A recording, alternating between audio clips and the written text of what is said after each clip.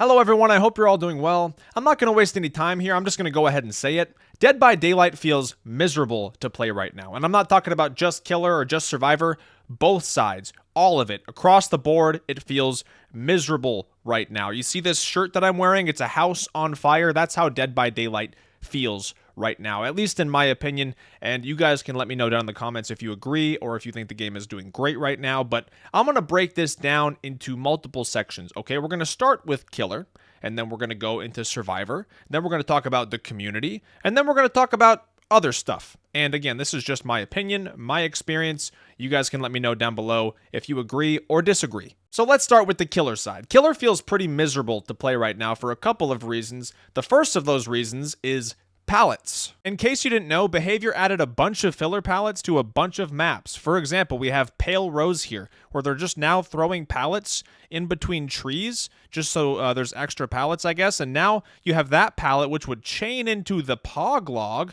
which is a massive, massive loop here with a window in between. And then that goes right into another pallet, which when thrown down becomes a pretty long loop. So survivors can no longer really be dead zoned here, right? Like they just go from the boat and they have this whole corner of the map, which again should be a dead zone, and they could just run to all these pallets. And then you walk just a little further and here's another filler pallet between some trees, and that connects to a jungle gym window right here. Just a whole nother setup created by a random filler pallet on the side of the map. They also added extra pallets in the middle of the map. So you have this pallet here and a window, and then you come over here, you got a window, and they added another pallet. So you have two pallets and two windows right here. And then you have Father's Chapel, for example, where you can have this lovely pallet spawn. I decided to put on Zanshin Tactics so you can see all the pallets in the distance as well. But what is this? What am I looking at? Why does this spawn? And then on either side, look, this, it just chains right into two pallets here. And then boom, you got two pallets here that chain right into this bad boy. Don't worry, because you got two pallets back there. And then, good lord, what happens if we venture to this side? We got pallet there, into pallet there, into pallet there, pallet in the corner, pallet there, pallet over there, killer shack there. Oh, don't forget a little pallet over there. Like, there's no dead zones. There's no dead zones. It's just pallets. They did it to Rotten Fields as well. Look at this filler pallet here, filler pallet here, filler pallet back over here. They did it to Haddonfield too. We got like this filler pallet right back here by the house now. We got a filler pallet here. And then back in this corner over here, we get a filler pallet. Like if I just stand here on Haddonfield and just do a circle like this, just look at all of them. This feels like more than before, right? Pretty sure. I didn't feel like there used to be this many in the street before. Maybe I'm crazy, I don't know. And I'm only showing you guys the ones that I've run into, that I've noticed. I actually don't know what maps they all added these filler pallets to. Again, I'm just showing you the ones that I know about. There's always been good maps and bad maps for Killer, right? It's like that on both sides. For Killer, the bad maps, you think of Bad in Preschool, you think of Gas Heaven, you think of Mother's Dwelling. These maps suck when you're playing Killer. And then you had maps that were more Killer-sided, maps like Swamp, like Pale Rose, for example. You had maps like Haddonfield, maps like Father's Chapel. These are maps that were generally stronger for Killer, and now Behavior has just decided to dump pallets everywhere and get rid of all the dead zones. And now, if you're playing a killer like Trapper or Ghostface and the survivor you're chasing has windows of opportunity, good luck. The other main thing that has made Killer feel super rough is just the lack of build variety that you see from most survivors. Most of the time when you're playing, you're running into the same meta builds, the same like 10 perks on every single survivor. And I don't blame the survivors for this. I mean, if you look at the survivor perks that have come out this entire year, they're all terrible and they're not even fun. There's a couple goofy meme perks that you can use with Survivor, but I mean, none of the perks for the most part are even worth using. So you might as well just stick to the meta, stick to what works. And when I talk about the issues with Survivor, we'll talk about why those meta perks are necessary. But holy cow, it is so boring to play against the same perks again and again, match after match. And as Killer, you feel like you can't mix it up yourself. You feel like you can't run meme builds or you can't play killers maybe you aren't so good with and you want to learn how to play them, because every match you're just running into sweaty survivors with meme builds and you're just getting destroyed, and then you think to yourself, well, I guess I'll just play my main killer, my P100 killer with the sweatiest perks and add-ons, and just go on a streak. Like I said, I don't even blame Survivor players for using these meta perks over and over again, because playing Survivor, especially solo queue, is also miserable. Allow me to set the scene for you. You're playing a match of solo queue and you decide to bring a boon build because you like touching bones. But oh no, as soon as you get rescued from your first hook, you get tunneled immediately and thrown right back up on the hook. You don't get to touch any bones at all. But don't worry, I'm sure once you get saved from your second hook, surely you'll be able to go touch all the bones you want. No, actually, you get tunneled again. The killer comes right back for you, and you don't have anything to stop this because you brought a boon build. So there you go, you're dead. You got 5,000 points that game too. Yippee! I guess it's time to add Decisive Strike to your boon build. Now, let's ready up for the next match. Surely we'll have fun this time. Oh wait, the killer slugged everybody at 5 gens and all of your teammates disconnected. This game is fun. Are you having fun yet? Now let's talk about the community being miserable and ruining matches with their miserable attitudes. I'm going to give you guys 3 recent experiences of my own, and I want you to tell me in the comments if you've had any similar experiences. Just the other day, I was playing a match as Nemesis, and I was doing a viewer challenge where I had to only use his tentacle attack. I wasn't allowed to use basic attacks at all. And I also didn't camp or tunnel or slug or play sweaty at all. And I ended up getting a few hooks, and all the survivors escaped. And you would imagine that everybody would be perfectly happy with the end of that match, especially the survivors, because they won, right? But no, one of the survivors said that I was a noob because I used Spirit Fury Enduring. They were mad at my perks. They were mad at my perks, and so I'm a noob, even though they all got out, and the Jake who called me a noob also had Distortion.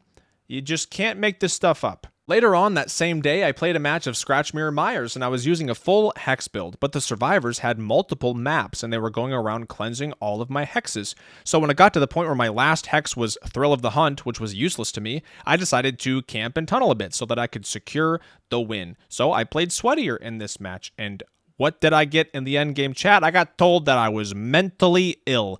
Yep, I'm just a mentally ill Myers because I camped after all my hexes were cleansed. So I have a match where I do a silly challenge that is quite difficult for me, and all the survivors get out. I don't play sweaty at all, and I get a sore winner who calls me a noob for using Spirit Fury Enduring. And then I have a match where I do play a little bit sweaty, because all my perks have been eliminated from the match. I play a little sweaty, try to get the win, and I'm mentally ill. What do I do? What do we do? What am I supposed to do? This last example is so goofy that I'm still having a hard time comprehending it. I was playing Survivor, and I ended up going against a Bubba, and this Bubba was having a rough match. And I'm talking a rough match. I don't think he had any hooks or anything until there was 1 gen left or like 0 gens left. Just a rough match. And you guys know that I love Bubba. Like, I love Bubba, and I don't ever run into Bubbas, like hardly ever. So I was really excited to see this Bubba, and I felt bad that this Bubba was having a tough game. So at the very end, you know, he had 1 kill. I was in the gate. I decide to let him kill me too. I decided I want Bubba to mori me. Like, hey, I love you, Bubba. Please, just have an extra kill. I don't care. I don't have any desire to escape. But then my teammate is mad at me. Look at this. My teammate is mad at me because I sacrificed myself, and they're like, well, I should have escaped then, and you should have died. How dare you? How dare you sacrifice yourself to the Bubba? It's like, dude, who cares? You were going to die anyway. What does it matter? What does it matter? It's not like I made a stupid play or sandbagged you or anything. Like, I felt bad for the Bubba. I love him. And I want him to have an extra kill. Sue me.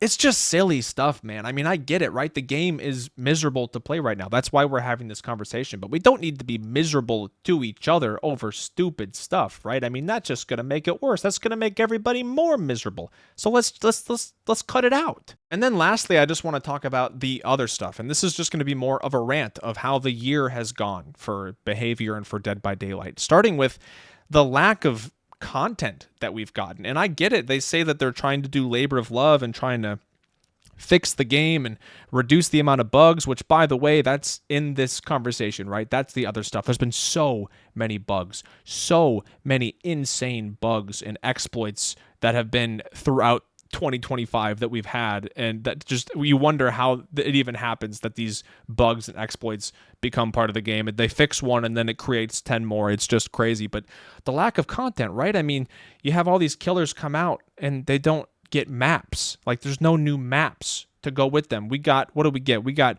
Freddy Fazbear's, which, again, I talked about this before. That map is ass. I mean, you just have the Freddy Fazbear's, which is relatively small, and then the rest of the map is just the forest, the same forest from the Greenville, the movie theater map. It's just a bunch of trees, and then right in the middle of the trees, you have a small Freddy Fazbear's. And yeah, it's got some cool Easter eggs and stuff in it, but it's like nothing special. And then the only other map we've gotten is the half-ass dog shit shouldn't have been a map Walking Dead map, which has like the worst like structure ever. Like, hey, look, check out this one singular tile that's dedicated to the chapter. I do think it's really cool that we got the Walking Dead characters. Like, I think that's awesome that we have them, even though their perks are pretty bad for the most part. But just the killers themselves that have been added are also just not fun to go against, more specifically. I mean, the ghoul is so miserable to go against. It's like Legion on crack. You guys know I hate going against Legion. Kaneki feels so much worse. He still gets the free hit, but he gets the free hit from like other levels of the map. Like, he'll be below you and he'll still hit you.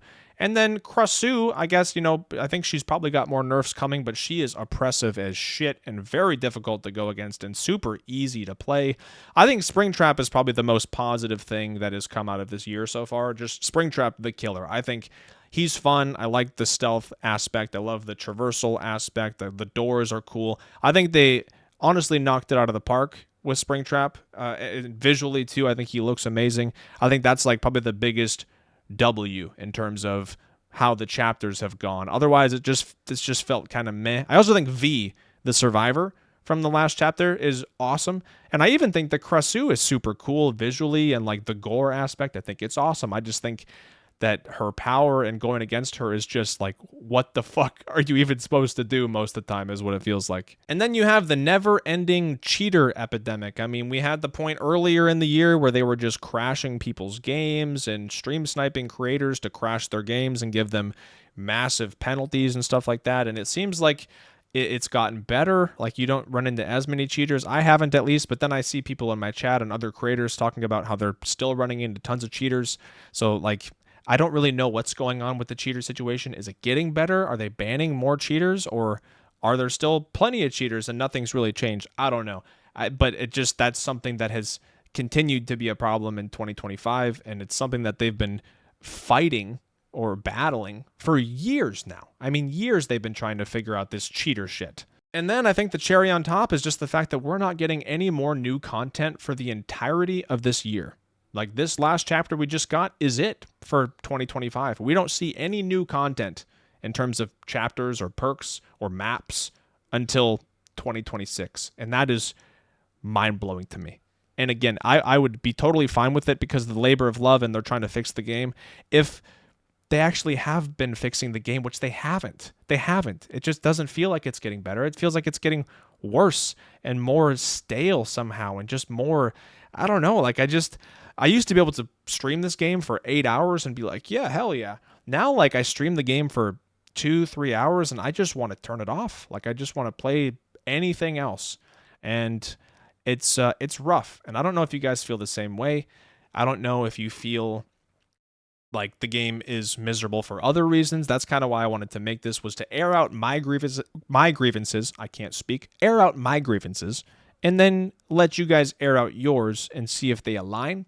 Maybe you guys are miserable playing this game for completely different reasons. And that's something that I want to make very clear, is that this is just my opinion. This is not fact. Nothing that I've said is fact, other than the fact that they've added a bunch of palettes. I mean, that's just objectively true. But I mean, as far as how I feel about things being miserable or whatever, like, my opinion, okay? Maybe you feel the exact opposite, and that's cool. I want to hear that. I don't think you're wrong.